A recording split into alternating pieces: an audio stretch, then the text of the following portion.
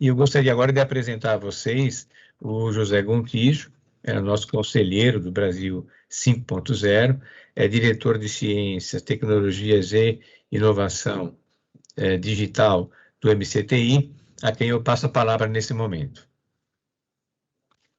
Obrigado, Francisco, brigadeiro Ricardo, é um prazer estar aqui com vocês hoje. Sem mais delongas, hoje a gente vai ter, como bem disse o brigadeiro, dois ilustres representantes aí do ecossistema de inovação brasileiro, aí, o presidente da Embrapa, Dr. Celso Moretti, e o nosso querido diretor lá da área educacional do nosso Sírio-Libanês. Para já ser bem pragmático, vamos passar a palavra logo para o Celso, para ele falar para nós as contribuições do agro para a economia digital, né? Essa evolução da transformação digital na cadeia do agro, que é tão importante, né? Literalmente, nos últimos anos, o agro vem salvando a lavoura do PIB brasileiro. São 25% do nosso PIB, né, Celso? Acho que aí vocês têm um papel relevantíssimo para atuar, e a transformação digital do setor de vocês aí pode impactar diretamente no nosso PIB. Celso, por favor, está com você. Obrigado, Zé Gontijo. Muito boa noite a todos. É uma grande satisfação estar com vocês aqui no nosso 7º Encontro Nacional do Ecossistema Brasil 5.0 em Ação. Cumprimentar inicialmente aqui o Major Brigadeiro Luiz Ricardo, o meu amigo Francisco, um grande entusiasta da transformação digital, e em nome do Zé Gontijo e do Paulo Orvin, cumprimentar todos que nos acompanham aqui presencialmente, quer dizer, virtualmente, e no canal do YouTube aqui conosco. Eu tenho, é uma satisfação para nós lembrar, participar de um evento tão importante e relevante para a transformação digital, não só no Brasil, mas transformação digital global.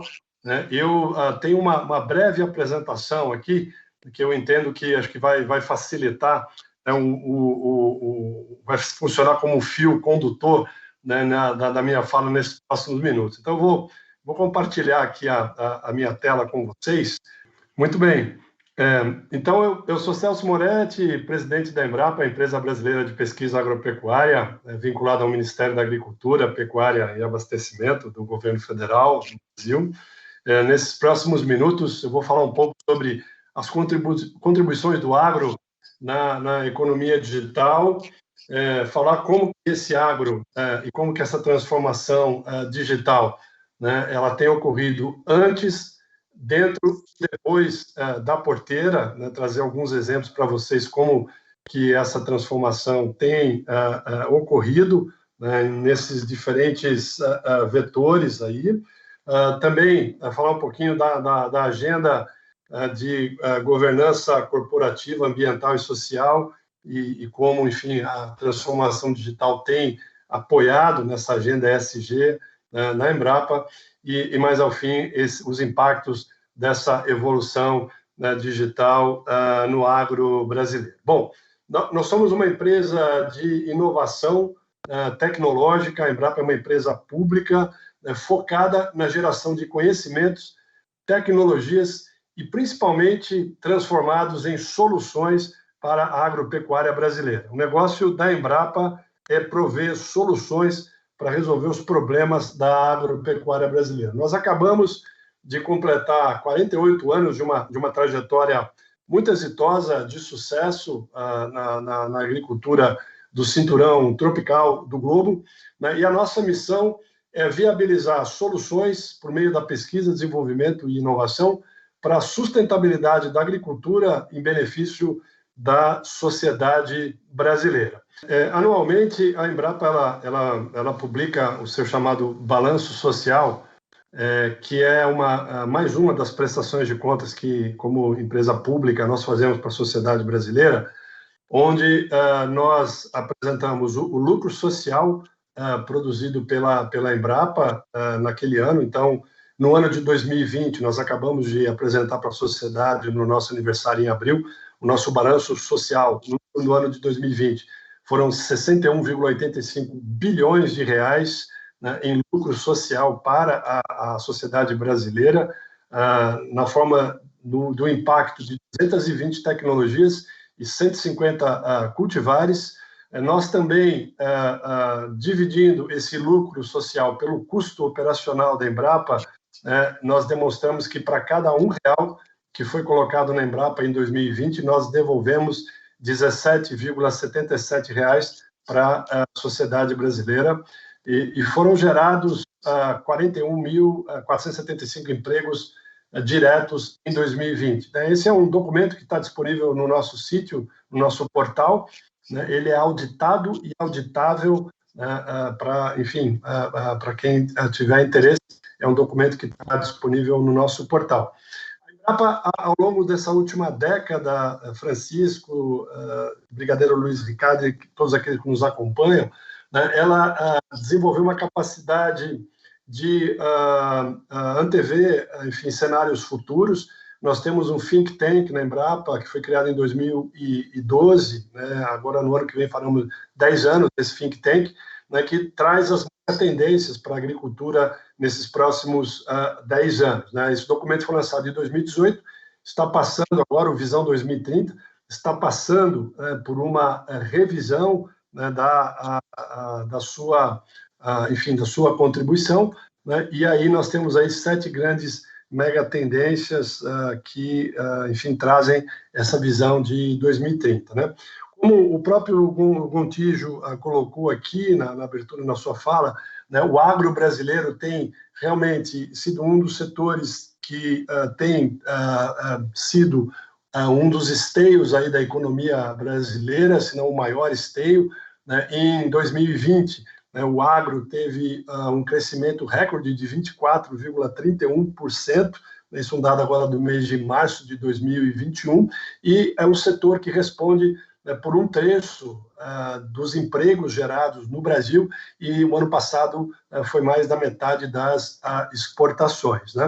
A agenda da sustentabilidade ambiental, social e da governança corporativa, ela está muito estabelecida, de forma muito clara na Embrapa. Nós temos a sustentabilidade ambiental e social como sendo central no desenvolvimento das nossas soluções. A gente passa aí esse é o nosso mapa estratégico. Nós lançamos o ano passado esse novo mapa estratégico do nosso 7º plano diretor, que passa por sustentabilidade, competitividade, biomassas, bioinsumos, energia, desenvolvimento regional, inclusão produtiva e enfrentamento de mudanças do clima na agricultura. A sustentabilidade, ela está no DNA da nossa empresa, então nós desde o início trabalhamos de forma muito focada, vinculando a nossa agenda aos objetivos do desenvolvimento sustentável, e a questão toda da transformação digital, ela está na base desse desenvolvimento recente do agro brasileiro. Aqui tem só para a gente fazer um passeio da agricultura 1.0, que começou lá atrás, na primeira metade do século passado, com a questão da tração animal. Tivemos aí, na segunda metade do século passado, a Revolução Verde, com a monocultura, o ciclo das commodities.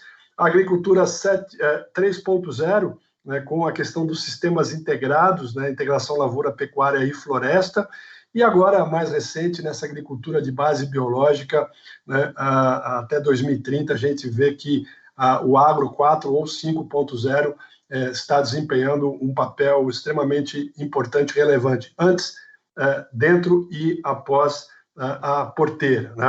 Nós temos a transformação digital nesses 3 pilares de pré-produção, com a biotecnologia, a bioinformática, a mineração de dados, dentro da produção, ou seja, dentro da propriedade rural, com todo o processo de automação, agricultura de precisão, robótica, e na pós-produção, com monitoramento de mercado e logística, internet das coisas, tecnologias móveis, drones, inteligência artificial, blockchain, big data, analytics, enfim, é algo que está totalmente embebido hoje o nosso agro.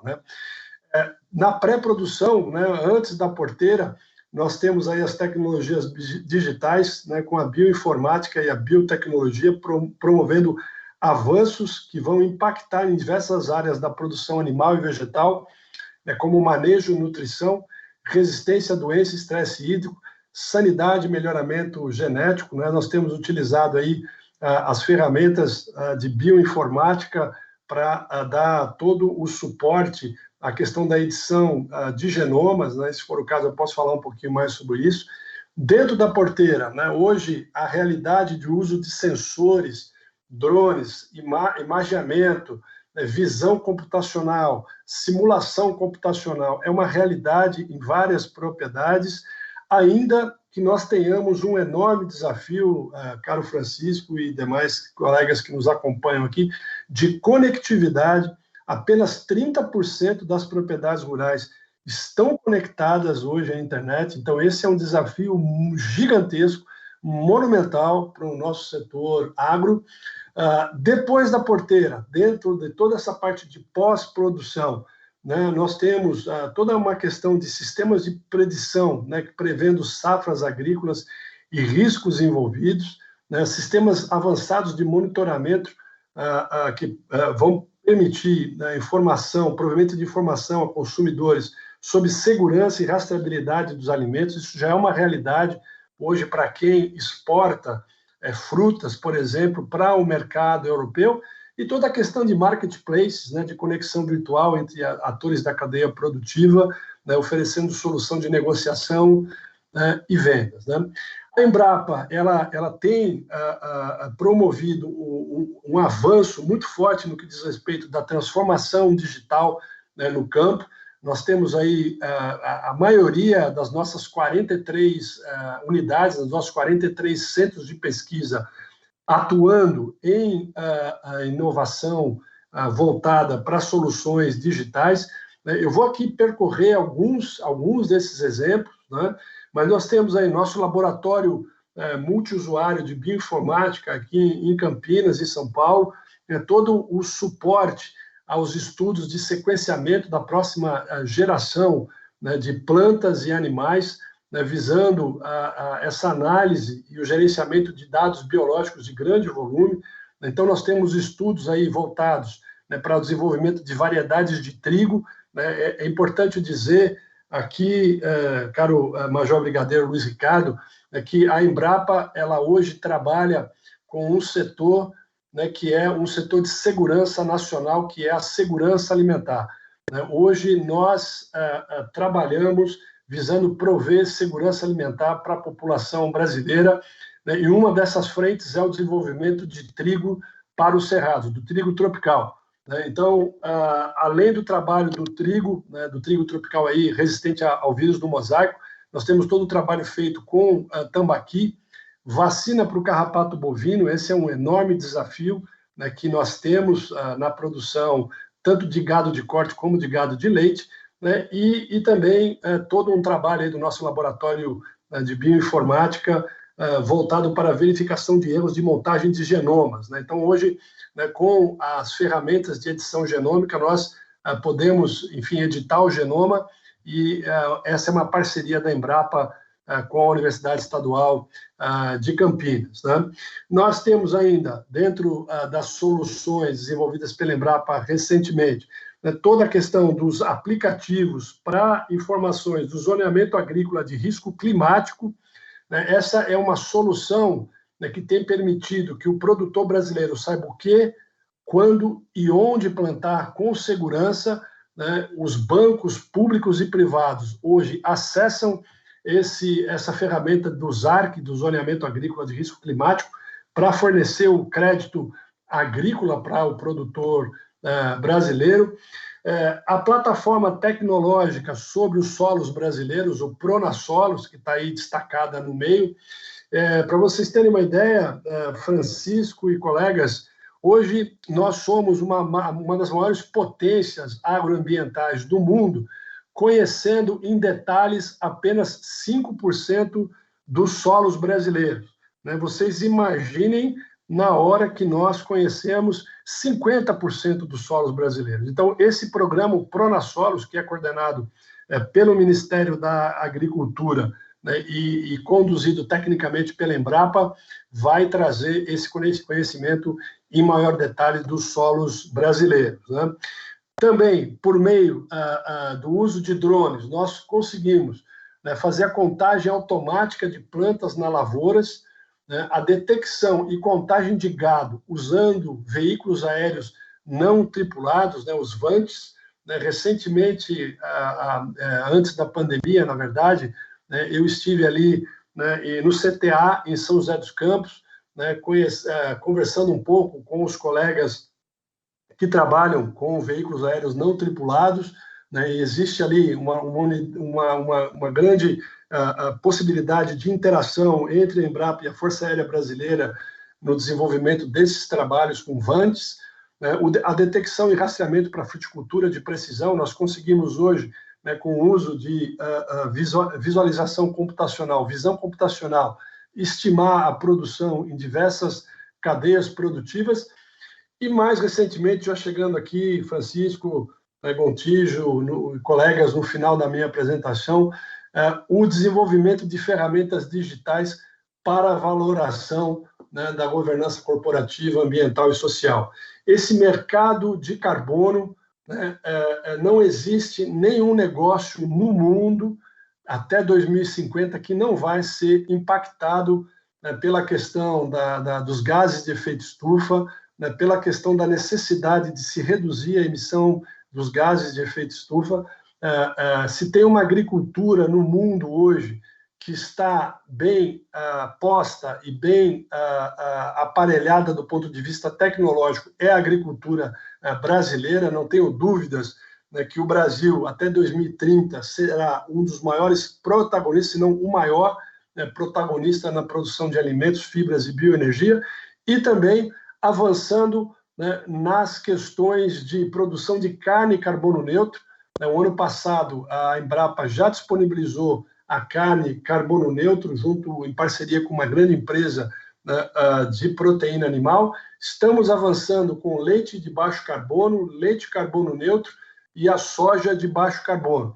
E tudo isso, obviamente, não seria possível se nós não tivéssemos, né, todo um aparato de ferramentas digitais, de transformação digital, vinculado a essa realidade.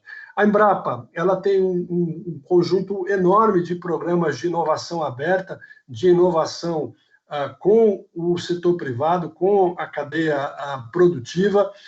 Nós temos aqui alguns exemplos, né, do Ideas for Milk, né, que tem aí desafio de startups, né, tem a inovação aberta da soja, a inovação aberta no café, o Pontes para a Inovação, onde essas startups que vencem esses desafios, né, participam depois de uma rodada com potenciais investidores, né, que vêm, então, aportar recursos nessas empresas, nessas startups que saem vencedoras, né, nesses desafios, né, e aqui também um ambiente colaborativo entre a Embrapa e parceiros.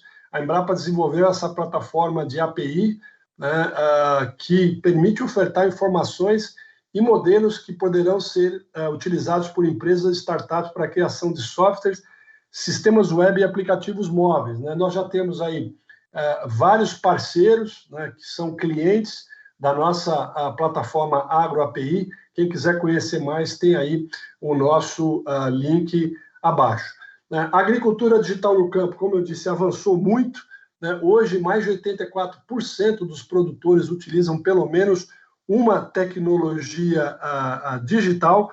Nós temos aí, sobretudo no sudeste do Brasil, né, quase um terço, mais de um terço, desculpe, dos nossos produtores utilizando essas ferramentas, né? E agora, recentemente, né, no mês passado, nós lançamos, em parceria aí com várias instituições, né, com a SP Ventures, a Homo Ludens, o Radar Agritech, né, que traz dados sobre perfil, segmento, área de atuação e localização das agtechs no Brasil. Nós observamos, Francisco, que do levantamento que fizemos em 2009 para 2020, 21 agora, né, que foi divulgado agora o Radar Agritech 2020, houve um crescimento de 40% no número de agtechs no Brasil. O crescimento se deu sobretudo na região centro-sul do país, mas nós vimos com muitos bons olhos, com muita felicidade, um crescimento de 40% das startups voltadas para o agro, das agtechs no Nordeste, e aí a gente tem a distribuição delas, né? Uma pequena parte antes da porteira e um equilíbrio aí dentro e depois da porteira. Finalizando aqui a minha apresentação, para ficar dentro do meu tempo de 20 minutos, na nossa visão, nós temos aí um conjunto de desafios sociais, econômicos, científicos e tecnológicos, né? Conectividade no campo entre sociais e econômicos, eu já havia mencionado, a necessidade de uma redução do custo das tecnologias digitais, a importância da sucessão familiar rural, desenvolvimento rural sustentável, essa agenda da sustentabilidade vai permear o agro nesses próximos anos, dos desafios científicos e tecnológicos, né? Os serviços digitais online, gestão e monitoramento da produção vegetal e animal, né? O aprimoramento das bases de dados de agricultura, e isso tudo desaguando, na nossa visão, em algumas tendências e oportunidades.